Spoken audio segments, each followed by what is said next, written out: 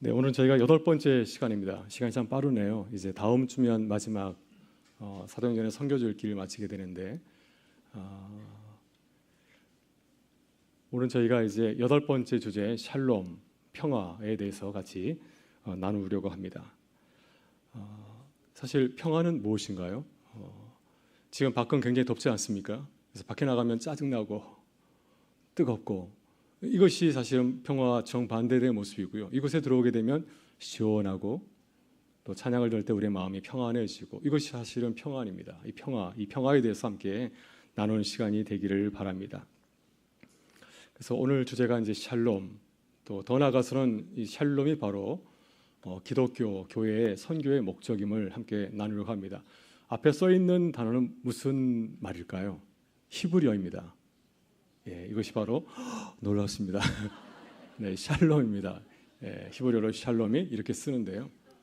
샬롬에 대해서 같이 나눠보려고 합니다. 첫 번째는 이제 저희가 하나님의 평화 샬롬에 대해서 한번 나누려고 하는데 저희가 샬롬 하게 되면은 사실은 좀 이상적으로 또 이렇게 생각한 경우가 참 많이 있지만은 주님께서 말씀하시는 것 샬롬은 복잡한 세상 가운데서의 샬롬을 얘기하고 있습니다.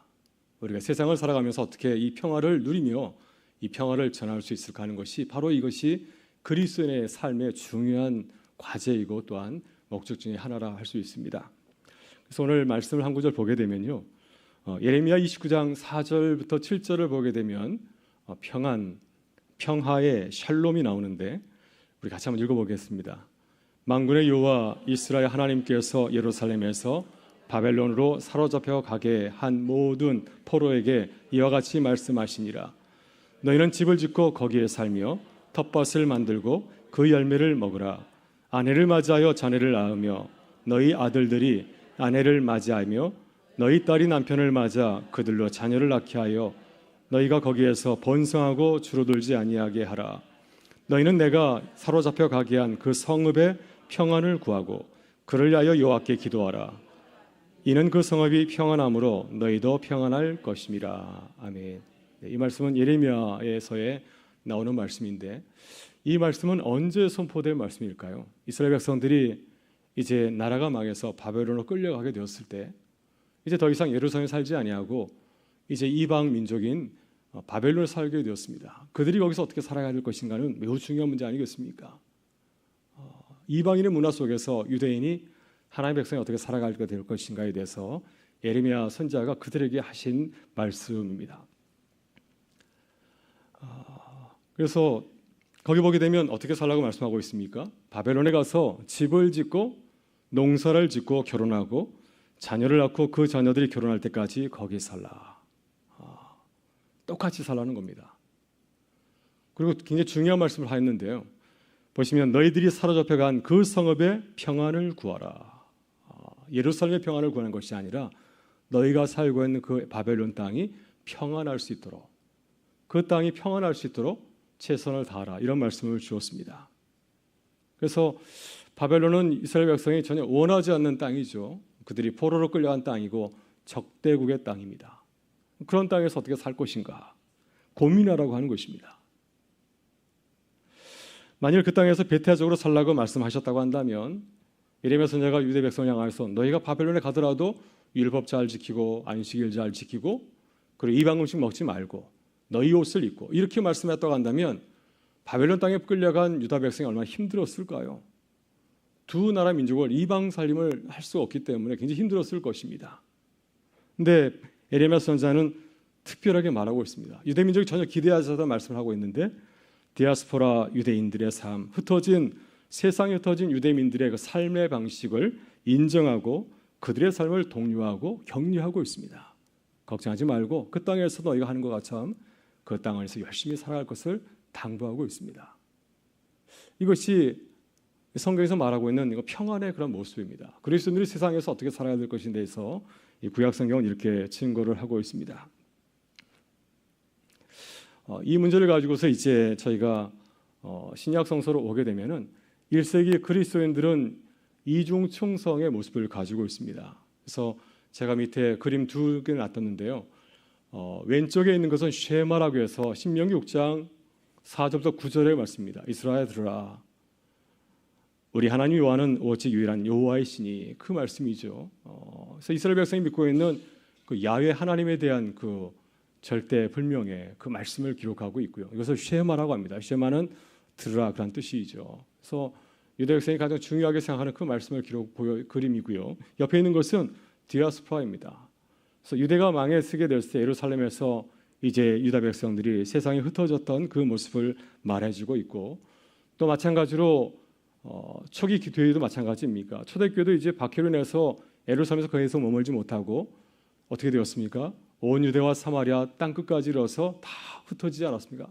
디아스포라 크리스천이 되었습니다.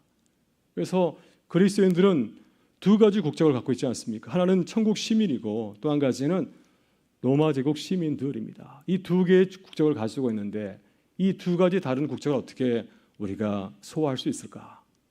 이것이 우리의 과제가 아닙니까? 우리가 대한민국 국민이면서도 하나님 나라의 백성들인데 이 땅에서 어떻게 살아가야 되는가 굉장히 중요한 문제인데, 이 문제에 대해서 한번 같이 나누어 보려고 합니다. 말씀드린 것처럼 이것은 신명기 6장 4절부터 9절의 말씀입니다. 이스라엘 백성들이 가장 중요하게 생각하는 토라의 말씀이죠. 이스라엘들아, 우리 하나님 여호와는 오직 유일한 여호와이시니 너는 마음을 다하고 뜻을 다하고 힘을 다하여 내 하나님 여호와를 사랑하라. 오늘 내가 내게 명하는 이 말씀을 너는 마음에 새기고 내 자녀에게 부지런히 가르치며 집에 앉았을 때이든지 길에 갈 때인지 누워 있을 때이든지 일어날 때이든지 이 말씀을 강론할 것이며, 너는 또 그것을 내 손목에 매어 기호를 삼으며 내 미간에 붙여 표로 삼고 또 내 집 문설주와 바깥문에 기록할지니라. 디아스포라 유대인들은 이 말씀을 생명처럼 여깁니다. 왜? 우리가 주의 말씀을 충성하지 못하였기 때문에 이렇게 흩어지는 그런 벌을 받다 생각하는 것입니다. 그래서 다시는 이런 일을 맞이하지 않기 위해서 그들은 토라의 말씀을 잘 지킵니다. 그래서 정통 유대인일수록 오늘 본문에 있는 것처럼 손목에 기호를 삼고 또 미간에 이렇게 말씀을 붙이고 살고 있습니다. 집 대문에는 이 말씀을 기록해서 놓은 그 통이 있습니다. 그래서 이것은 유대인의 절대적인 정체성을 가리키는 귀한 말씀이죠. 그래서 유대인들은 신앙과 삶의 이중성을 가지고 있습니다. 근데 우리가 잘 알고 있처럼 디아스포라 유대인들, 세계 각지에 흩어진 유대인들이 잘 살았습니까? 그들은 각 땅에서 정말 잘 살았습니다. 그래서 지금 세계를 움직이는 그 심장부가 누군가요? 바로 그것이 유대인들 아닙니까? 그들은 유대인이지만 다른 나라에 살면서도 그 나라에서 잘 살았습니다. 어떻게 그들이 세상 시민으로서 잘 살 수 있을까요? 그 근거가 바로 예레미야 29장 4절 7절의 말씀입니다. 거기 보게 되면 그 성읍의 평안을 구하라. 이 말씀이 디아스포라 유대인들에게 삶의 모범을 보여주는 귀한 근거를 제시해 준 것입니다. 그래서 디아스포라 유대인들은 이종 충성을 갖고 있습니다. 하나는 유대인으로서 예루살렘 성전, 토라에 대한 사랑과 충성심이 가득하고요. 또 한 가지는 그들이 각지에 흩어져 살고 있지만 각 나라에서 자신이 살고 있는 도시에서의 그 삶과 직업에 아주 성실하게 살고 있습니다. 그래서 이렇게 유대인들은 이중적인 신분을 가지고 있다는 사실을 우리가 엿볼 수가 있는데요. 그리스도인도 마찬가지입니다. 그리스도인들도 신앙과 삶의 이중성을 갖고 살지 않습니까? 우리는 그리스도인이지만 또한 대한민국 국민이잖아요. 이중적인 모습을 가지고 있습니다. 이 두 가지가 어떻게 조화로울 수 있을까요? 디아스포라 유대인들은 이 두 가지 이중성을 가지고 있는데, 하나는 유대인으로서 쉐마의 배타적 일신론을 아주 절대적으로 믿고 있습니다. 우리 하나님 여호와는 유일한 하나님이시니 이 사실을 굳게 믿고 있고요. 또 그러면서도 예레미야 아까 29장 4절에 있는 말씀처럼 그 성읍의 평안을 구하라 하는 말씀에 근거해서 자신의 그 삶 속에서 이 세속적인 도시 삶에서도 적극적인 삶의 태도를 가지고서 살아가고 있습니다. 여러분, 그리스도도 마찬가지입니다. 유대인들과 마찬가지로 우리들도 마찬가지로 예수 그리스도의 유일성, 예수 그리스도의 절대적인 믿음, 우리 하나님이 유일한 구주임을 우리가 굳게 믿고 있지 않습니까? 그 믿음을 가지고 살아가고 있고, 그렇지만 우리는 세상에서 어떻게 살고 있나요? 세상과 유리되어서 따로 사는 것이 아니지 않습니까? 예수님께서 말씀하시기를 너희는 세상의 빛이라, 또 너희가 산 위의 동네와 같이 너희의 삶으로 하나님께 영광을 돌리라고 하였습니다. 그래서 우리는 세상 속에서 이 사회의 공적인 영역에 참여해서 그 일을 열심히 하고 또 그 일을 통해 하나님께 영광 돌리기 위해서 살아가고 있지 않습니까? 그래서 이런 면에서 우리 그리스도인들은 이 삶과 신앙의 이중적인 모습을 가지고 있고 또 충성을 다하고 있다고 볼 수가 있습니다. 이제 성경에서 말하고 있는 평화에 대해서 말씀을 드리면요, 주님께서 말씀하시는 그 평화는 어떤 평화인가요? 평화의 시대에 태어난 진정한 평화라고 했는데, 평화의 시대는 로마 제국을 말하고 있습니다. 로마가 옆에 보시게 되면 팍스 로마나 그 가이사 로마의 황제를 말하고 있죠. 로마의 황제가 주장했던 것이 바로 팍스 로마나, 로마가 세상에 평화를 가져다 줬다 하는 것이 이 로마 제국의 국가적인 그런 슬로건이었습니다. 우리를 믿고 따라오게 되면 내가 너희에게 평화를 주겠다. 실제로 로마는 세계 역사상 처음으로 평화를 가져다 준 아주 놀라운 제국입니다. 바다에서 해적을 다 소탕하였고, 또 이 군사력으로, 또 로마 제국은 길을 내지 않았습니까? 상업을 자유하게 하고 자유를 누리며 살아갈 수 있는 그런 국가를 건설한 나라가 바로 이 로마 제국입니다. 그래서 로마 제국은 세계 모든 시민들을 향하여서, 열국을 향하여서 우리를 따라오면 우리가 너에게 평화를 주겠다고 공언하였던 대단한 나라입니다. 이러한 로마 제국에서 이 신약 성서는 무엇을 말하고 있나요? 그리스도의 평화를 얘기하고 있습니다. 로마 제국이 자랑하는 그 평화, 진정한 평화가 아니라, 진정한 평화는 하나님이 우리에게 가져다 주신 예수 그리스도의 평화라고 말씀을 하고 있습니다. 그래서 이 두 가지 평화가 서로 대립되고 있는데, 성경이 이 말씀을 어떻게 또 조화를 하고 있는지, 또 우리가 이 세상에서 어떤 평화를 추구해야 될 것인지에 대해서 한번 같이 나눠보기를 원합니다. 로마의 평화는 성경에서 나오고 있는데요, 누가복음 2장을 보게 되면 예수님의 탄생 이야기가 나오지 않습니까? 2장 1절을 보게 되면 이런 말씀이 기록이 되어 있습니다. 같이 한번 읽어보겠습니다. 그때 가이사 아구스토가 영을 내려 천하로 다 호적하라 하였으니. 그래서 여기서 가이사 아구스토는 아우구스투스 황제를 말하고 있죠. 로마 황제, 최초의 황제 아우구스투스를 말하고 있습니다. 근데 아우구스투스가 어떤 명을 내렸냐면 천하로 다 호적하라 하였으니, 여기서 말하는 천하는 헬라어로는 오이쿠메네라고 하고 있습니다. 오이쿠메네 이 단어에서 이코노미, 경제학이라는 말도 나오게 되었는데요, 그 뜻은 거주 가능한 모든 지역을 말하고 있습니다. 여행할 수 있는 모든 지역, 로마가 다스린 모든 제국에 로마 황제가 명을 내린 것입니다. 다 호적하라. 이것이 로마의 평화이죠. 로마가 너희를 책임지겠다, 그러니 호적하고 등록하라는 것이 로마의 그러한 국가적인 이데올로기입니다. 그래서 모든 나라가 로마를 닮으려고 했습니다. 로마에 속하게 되면 평화를 누릴 수 있기 때문에. 또 심지어 유대도 마찬가지로 예수님 당시에 세워진 헤롯 대왕도 바로 로마족의 황제가 세웠던 분봉왕, 꼭두각시 왕입니다. 그래서 유다의 왕들도 이 로마의 문화를 좋아하여서 또 로마 유대 땅에 로마의 도시를 세우지 않았습니까? 가이사 황제를 위해서 세워진 도시입니다. 그래서 당시의 이 아우구스투스의 그 탄생은 바로 로마가 말하고 있는 세상의 평화, 복음이었습니다. 왜냐하면 아우구스투스가 세상에 평화를 가져줬기 때문에 바로 그것이 로마가 잘하고 있는 유한겔리온, 복음 그 자체였습니다. 근데 놀랍게도 신약 성서는 또 다른 평화를 이야기하고 있습니다.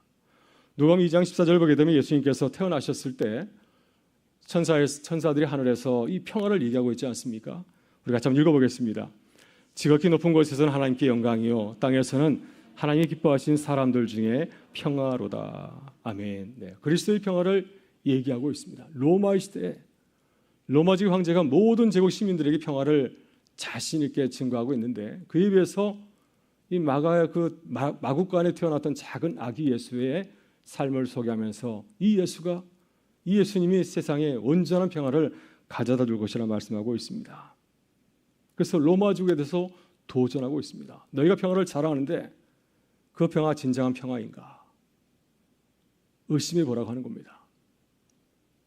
로마의 평화는 참된 평화가 아니기 때문이죠. 그것은 군사력을 통하여서, 힘을 통하여서 강제적으로 주어진 평화이고요, 또 그것에 굴복하지 아니하는 사람들을 억누르고 억압하여서 세워진 진정한 평화가 아니었기 때문에 이제 신약 성서는 우리를 향하여서 새로운 평화, 참된 평화인 예수 그리스도의 평화를 전하고 있는 것입니다.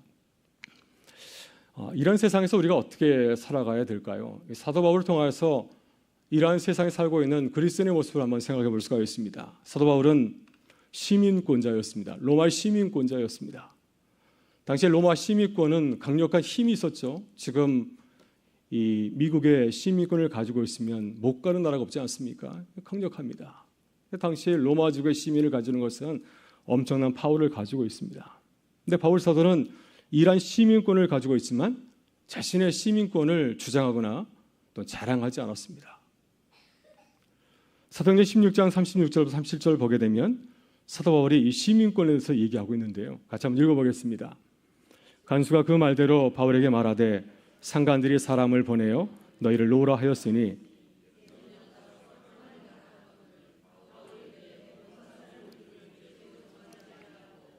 동중 앞에서 때리고 옥에 갖두어다가 이제는 가만히 내보내고자 하느냐 하니라.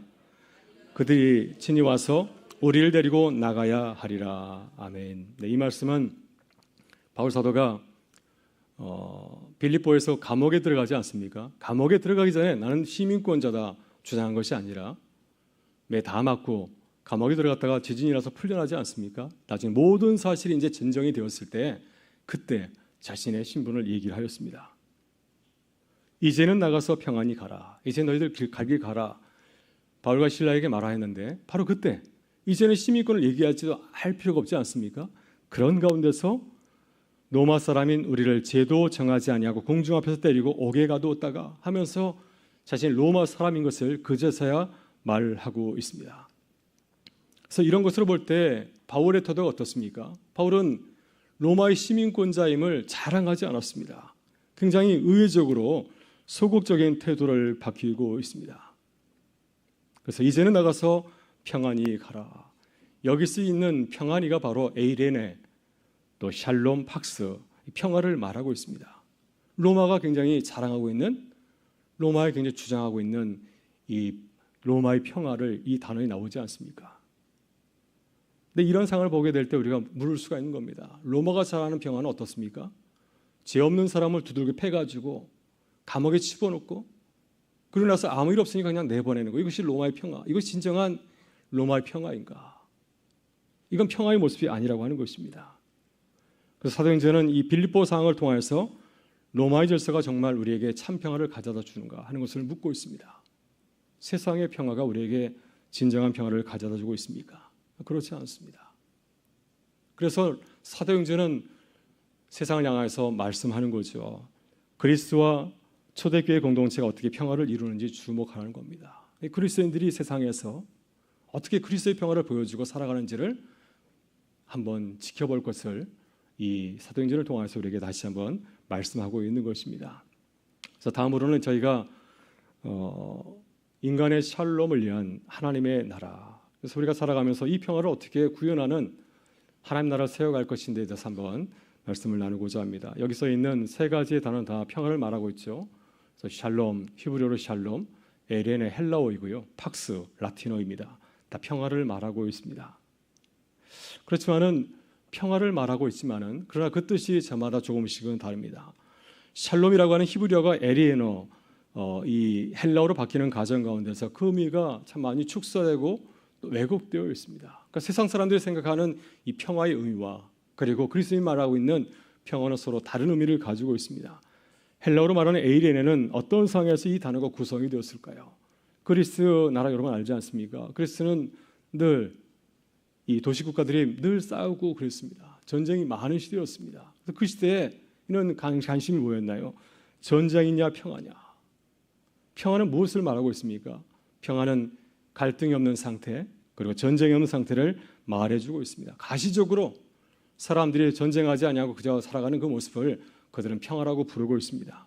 이에 비해서 히브리어로 말하고 있는 샬롬, 성경이 말하고 있는 샬롬은 어떤 평화를 말하고 있습니까? 이것은 에레네보다도 훨씬 더 넓고 깊은 개념을 가지고 있습니다. 이것은 하나님께서 이 모든 창조 세계를 지었을 때 하나님께서 다스리시는 그 온전한 상태의 모습을 말해주고 있습니다.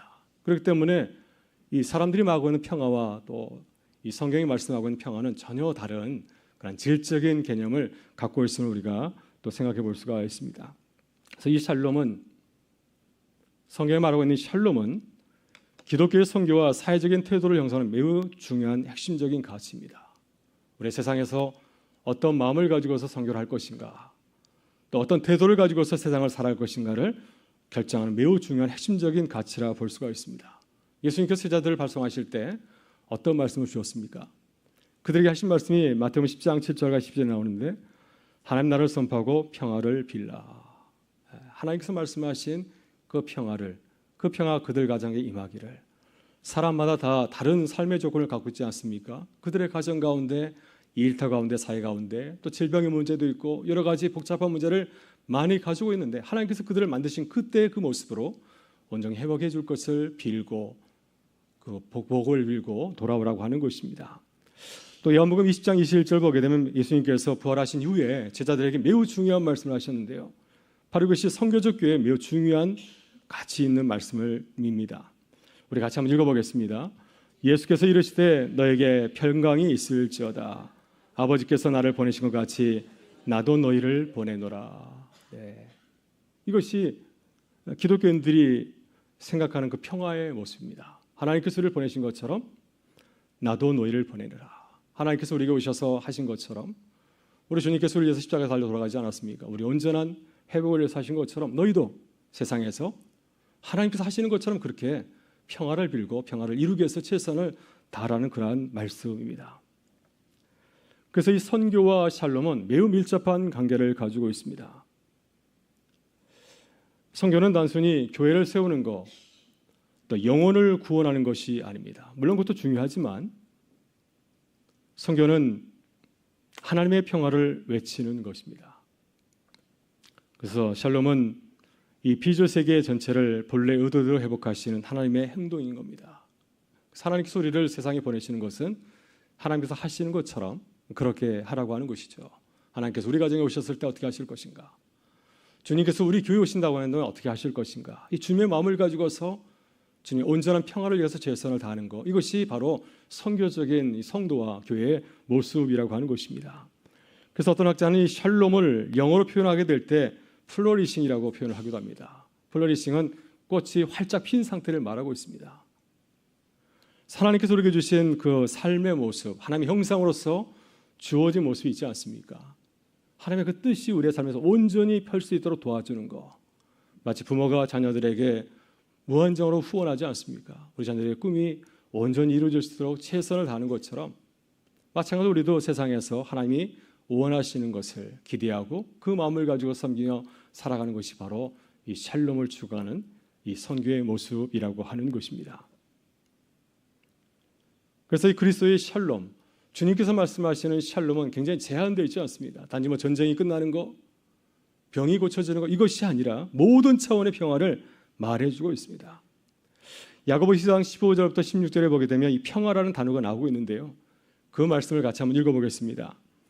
만일 형제나 자매나 헐벗고 일용할 양식이 없는데 너희 중에 누구든지 그에게 이르되 평안히 가라, 덥게 하라, 배부르게 하라 하며 그 몸에 쓸 것을 주지 아니하면 무슨 유익이 있으리요. 아멘. 샬롬을 얘기하면서 구체적인 실천을 얘기하고 있습니다. 말로만 평안히 살아라 말하는 것이 아니라 정말 필요한 것이 무엇인지를 한번 살펴보고 그 하나님의 평안이 그의 삶에서 이루어질 수 있도록 최선을 다해서 도와주라. 말만 하지 말고 삶을 통하여서 직접 관여하고 또 책임져 줄 것을 말씀하고 있습니다. 마치 선한 사마리아인의 비유에서 제사장과 레위인은 그냥 지나가지 않습니까? 그렇지만 사마리아인은 뭐 특별한 사람도 아니고 나와 관계가 있는 사람도 아니지만 그 사람이 지금 어려움에 처해 있지 않습니까? 주님께서 찾아오신다면 어떻게 하겠습니까? 당연히 그를 도와주지 않겠습니까?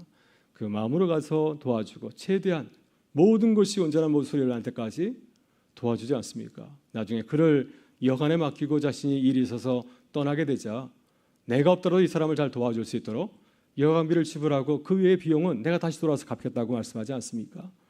바로 이것이 그러한 그리스도의 샬롬, 모든 차원에서 도와주는 그 평화의 모습이라고 하는 것입니다. 그래서 이 샬롬은 이런 문제들에 관여를 하고 있습니다. 먹고 사는 문제, 정치적 억압의 문제, 환경 파괴의 문제, 소유와 애로움의 문제, 인간의 자유를 심각하게 억압하는 중독의 문제. 우리 시대에 얼마나 사회적 문제가 많이 일어나고 있습니까? 그 모든 문제가 바로 우리가 그리스도의 샬롬을 나눠야 되는 과제요, 또 우리의 사명이라고 하는 것입니다. 그래서 윌터 스토프라고 하는 신학자는 내 이웃을 내 자같이 사랑하라는 말씀을 이렇게 또 풀어서 말하고 있습니다. 내 이웃의 삶이 모든 면에서 번성하기를 추구하라. 그래서 이런 삶을 우리가 살기 위해서는 이 그리스도의 사랑을 가지고서 바라볼 때 가능하지 않을까요? 사랑이 마음에 있을 때 우리가 도울 수가 있고 또 그들의 삶에서 무너진 삶이 다시 회복하는 이 샬롬을 우리가 이루어갈 수가 있습니다.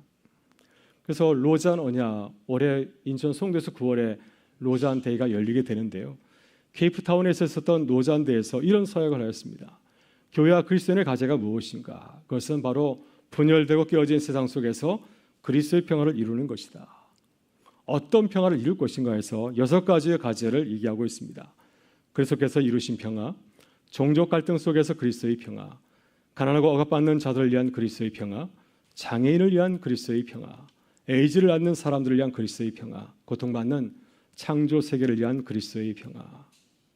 이러한 영역에서 우리 모든 사회 재반 영역에서 우리가 관심을 가지고 또 필요한 것이 무엇인지를 얘기하고 또 비전을 세우고 그걸로 끝나는 것이 아니라 이 비전을 위해서 우리에게 필요한 것이 무엇인가, 어떻게 실천할 것인지를 고민하고 나아가는 것, 이것이 바로 그리스도의 평화를 이루어가는 교회의 모습, 성도의 모습이라고 이렇게 말씀하고 있습니다. 그래서 샬롬의 공동체, 그리스도의 평화를 구하는 교회 공동체의 가장 중요한 사역 중에 하나는 무엇일까요? 바로 그것은 나눔이라고 할 수가 있습니다. 초대교회 공동체는 나눔을 실천한 아주 이상적인 공동체였습니다. 공산주의를 창시했던 칼 막스까지도 이 말씀을 공산주의의 이상적인 공동체로 생각하고 그린 것입니다. 그래서 인류 역사상 이런 공동체가 열린 것이 아마 처음이자 마지막이었을 것 같은데요. 우리 이 말씀을 같이 다시 한번 읽어보겠습니다. 사람마다 두려워하는데 사도들을 말미암아 기사와 표적이 많이 나타나니 믿는 사람이 다 함께 있어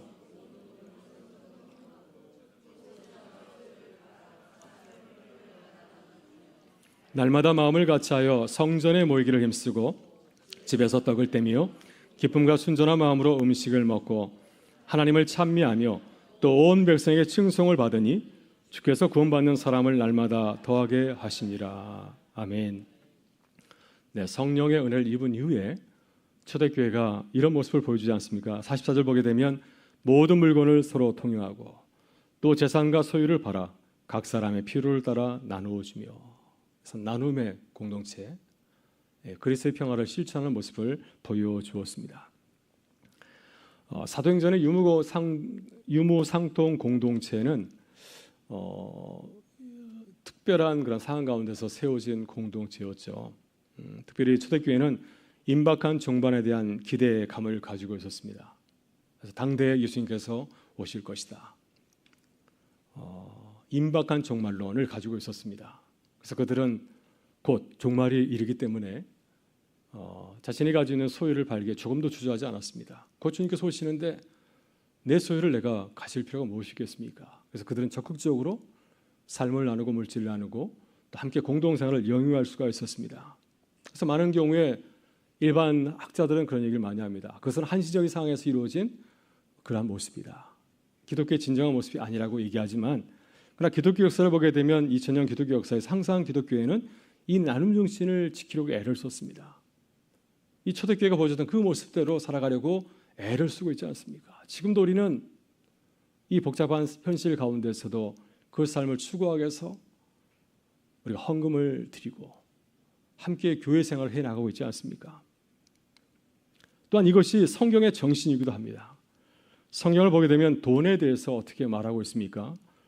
구약 성경의 율법서를 보게 되면 가난한 자를 돕고 함께 살아가는 사회에 대한 비전을 제시하지 않습니까? 그래서 희년 공동체도 있습니다. 50년이 되면 원래 모습으로 돌아가는, 하나님께서 처음 지었던 그 모습으로 돌아가는 희년 공동체를 이상으로 삼고 있지 않습니까? 선지서에서는 예언자들이 토라의 비전에서 벗어난 사회적인 탐욕에 대해서 비판하고 있습니다. 공의 잣대를 가지고서 그렇지 못한 이스라엘을 향해서 아주 혹독하게 비판하고 신랄하게 꾸짖지 않습니까? 또 성문서, 지혜의 문서에서는 이 부의 적절한 상황을 강조해서 말씀을 하고 있습니다. 예수님께서는 심지어 이렇게 극단적으로까지 말씀하지 않았습니까? 물질과 하나님 중간지대는 없다. 너희가 하나님과 재물을 겸하여 섬기지 못하느니라. 이 말씀을 하신 이유는 무엇인가요? 너희가 가진 그 재물을 가지고서 너희 홀로 사용하지 말고 이웃과 나누는 삶을 실천할 것을 당부하기 위해서 이 말씀을 하시는 것입니다. 이것이 주님께서 바라시는 이 샬롬의 모습이기 때문에 이 돈에 대해서 재물에 대해서 강조하시는 겁니다. 그래서 성경에서는 이 재물에 대해서 극단적으로까지 말씀하지 않습니까? 재물은 하나님보다 더 높은 위치를 차지하는 아주 강력한 그런 우상입니다. 그래서 바울 사도는 탐심, 우리 안에 있는 그런 욕심들은 우상이라고 이제 이렇게 규정을 했고요. 또 십경을 보더라도 우상 숭배에 대해서 아주 분명하게 말씀하고 있습니다. 나 외에 다른 신을 두지 말라. 하나님 외에 다른 것을 우선순위로 삼는 것을 성경은 철저하게 배격하고 있고요. 또 십경에도 보게 되면 탐심에 대해서 경고하고 있습니다. 내 이웃의 것을 탐내지 말라. 하나님이 내게 주신 것을 소중히 알고 그것을 나눌 것을 우리에게 말씀하고 있습니다. 예수님의 제자들의 모습을 보더라도 이런 모습을 보여주지 않습니까? 예수님께서 갈릴리 제자를 부르셨을 때 그들은 어부였는데 배와 그물을 버려두고 주님을 따랐습니다. 어부에게 가장 중요한 것이 무엇일까요? 그들에게 가장 중요한 것은 바로 배와 그물, 그들의 재산 아닌가요? 그것을 버려두고 주님을 따랐다 말씀하고 있고, 또 예수님께서는 또한 부자 청년이 제자가 되기를 원하였을 때 내 모든 것을 버려두고 가난한 사람의 모든 것을 나눠주고 그리고 나서 나를 따를 것을 말씀을 하셨습니다. 그래서 이 물질을 사용하는 것, 하나님을 섬기는 신앙과 분리될 수 없다는 사실을 강조하고 있습니다. 그래서 교회는 기독교 역사를 보게 되면 바로 이 제자들의 모습, 초대교회의 그 모습이 바로 우리 신앙의 표본이고 폿대이지 않습니까? 그래서 우리는 이것을 바라보면서 살아가라고 주님 말씀하셨기 때문에 이 사도행전의 그 모습을 기록하고 있는 겁니다.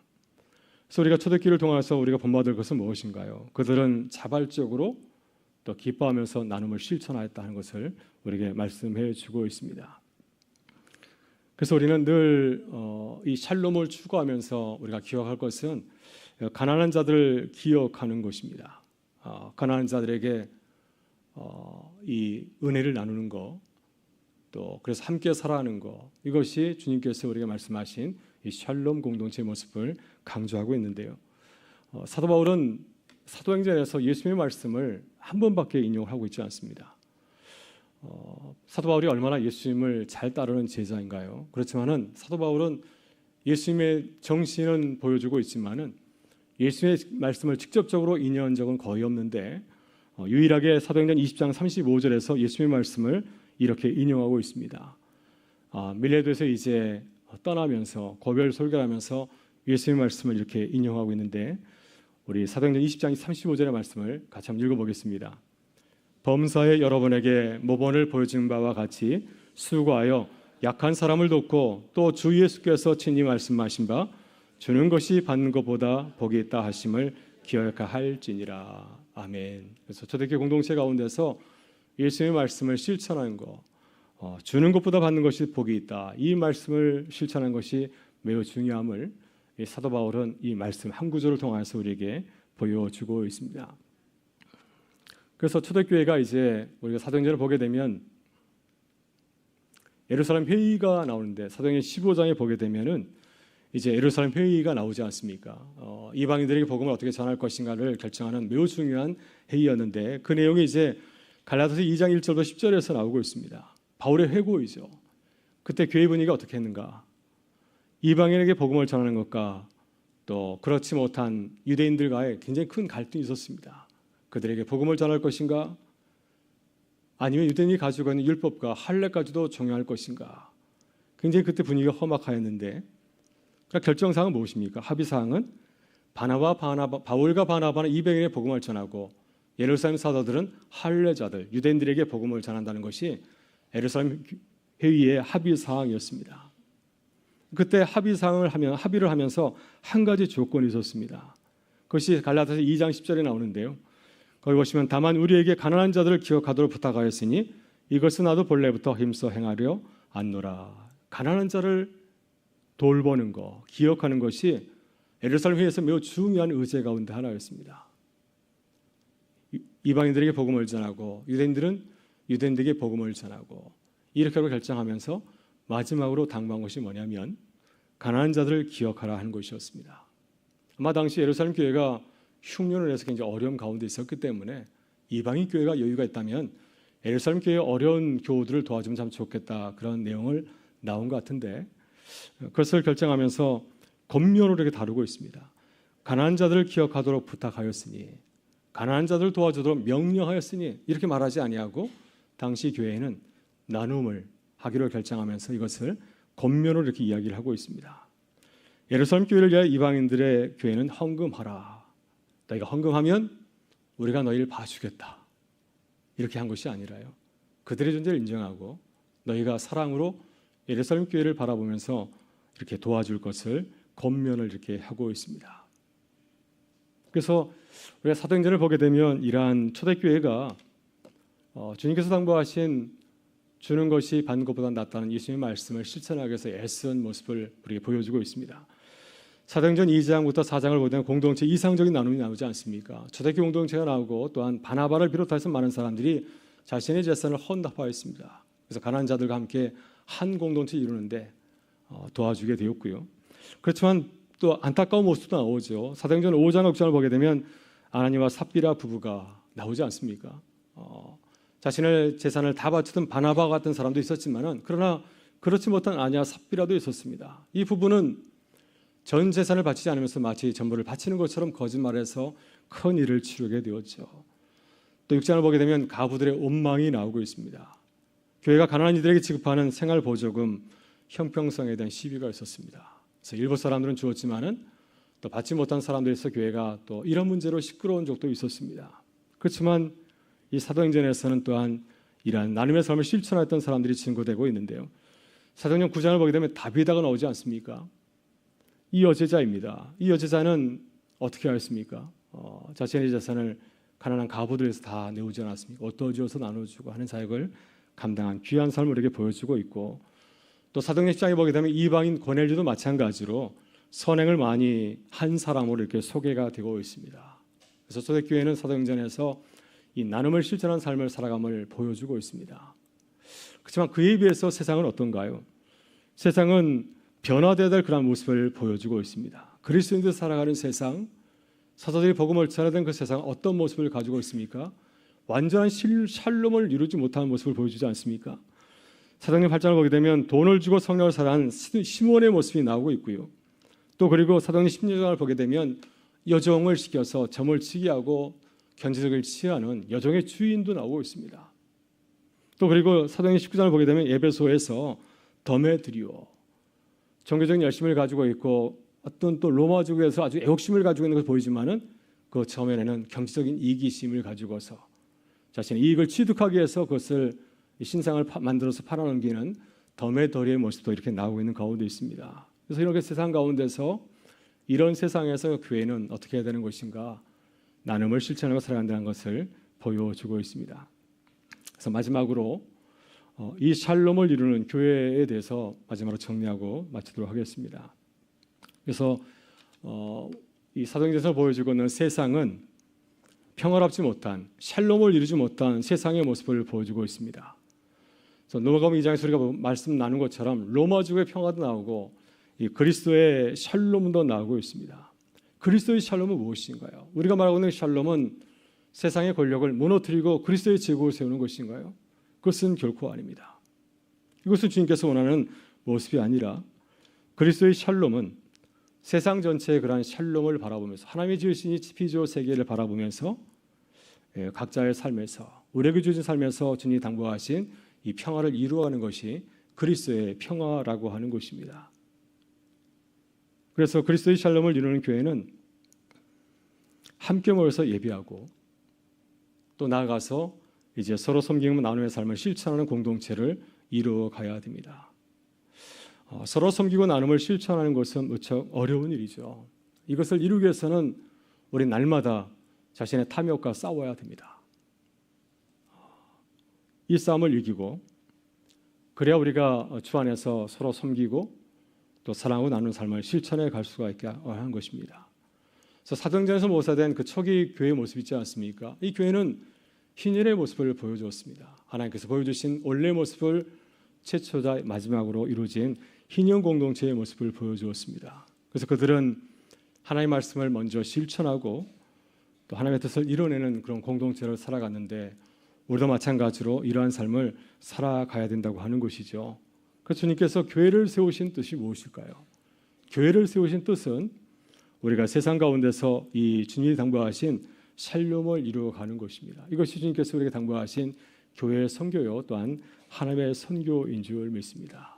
그래서 각자의 삶의 자리에서 우리가 하나님의 마음을 가지고서 어떻게 이 평화를 구현해 갈 것인가 하는 것이 또 우리 교회 또 우리 성도들의 삶의 중요한 또 길인 줄 믿습니다. 마지막으로 잠깐 정리하면요, 사도행전은 참 평화이신 그리스도의 평화를 보여주고 있습니다. 초대교회는 세상 가운데서 이 샬롬을 위해서 그리스도의 샬롬을 위해서 나눔과 섬기는 삶을 실천하며 살았습니다. 그래서 그리스도인들은 세상 가운데 살아가지만 우리가 천국 시민으로서 하나님의 샬롬을 항상 지향해 가야 됩니다. 초대교회가 보여줬던 것처럼 기꺼이 기쁨으로 또 삶을 나누고 있던 것처럼 그렇게 살아가는 것이 또한 주님께서 우리에게 바라시는 또 교회의 모습이고 또 성도의 삶의 모습인 줄 믿습니다. 초대교회 공동체가 성령 안에서 샬롬을 실천한 것처럼 우리도 세계에서 이루어질 하나님의 샬롬을 바라보면서 각자의 삶에서 그리스도 샬롬을 이루어가는 삶을 살 수 있기를 주의 이름으로 축원합니다. 함께 기도하겠습니다. 좋으신 아버지 하나님 감사합니다. 오늘도 사도행전의 말씀을 통하여서 주님이 당부하신 이 평화의 모습을 한번 생각해 보았습니다. 하나님 주님께서 우리에게 참 평화를 주신 것처럼 그 평화를 제가 늘 기억하고 또 생각하면서 우리의 삶의 자리에서 주님이 하신 것처럼 그 평화를 전하며 이루는 귀한 삶 살아갈 수 있도록 인도하여 주시옵소서.